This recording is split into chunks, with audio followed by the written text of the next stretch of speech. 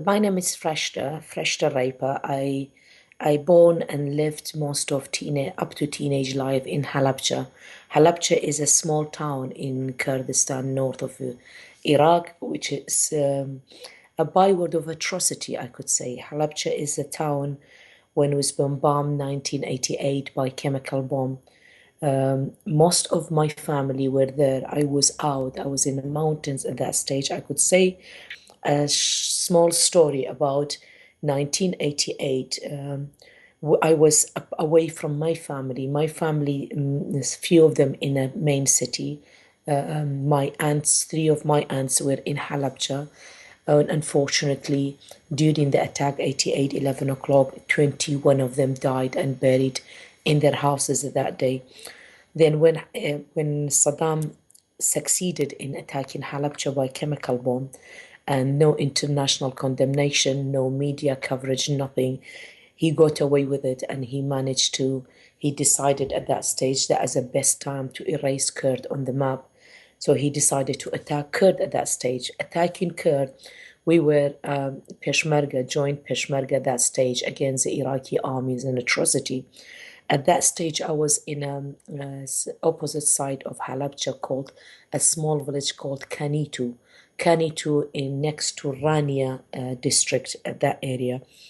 We were there, and soon after succeeding of what he did in Halabja, he started a massive operation attacking 4,500 villages and tried to wipe them out, which is he succeeded.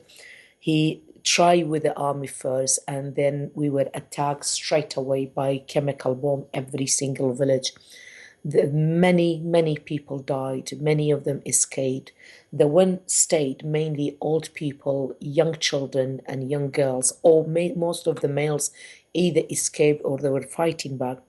And they captured over 182,000 of the elderly, young women, young children, all the young girls, wives mainly, and they took them all.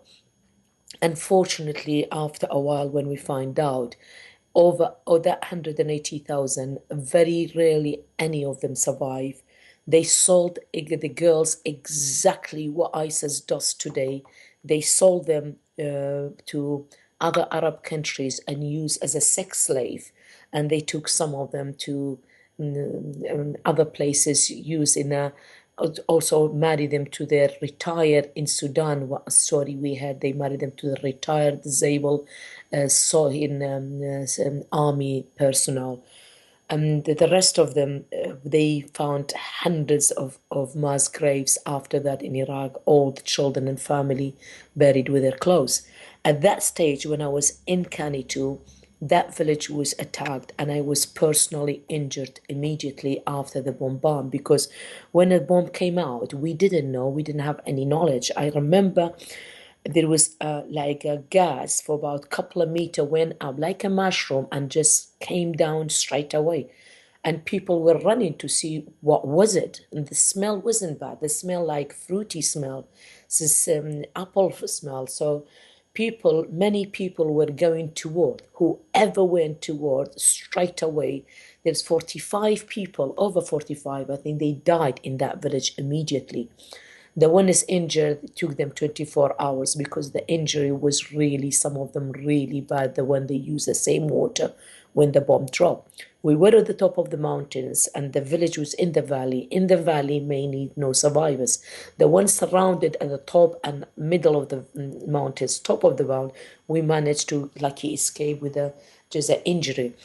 We came out of that, but we have no time because when the bombardment started, the army was progressing on the ground, and we had to escape through the mountains to go to Iran. Why during our escape, many people escaped, many people tried to come back. I managed to get a lift by somebody to take me to one of the cities but I was not allowed to go to hospital. I had to go to somebody's house and the doctor come and treatment. And when the doctor came, they knew that as a chemical bomb. After that, we were advised not to stay because any injured chemical bomb They were going back to the cities in the hospital. They were straight away kill them, bury them alive because they don't want any evidence, Iraqi government. But luckily, I managed to go through the smuggler, go to Iranian border and escape.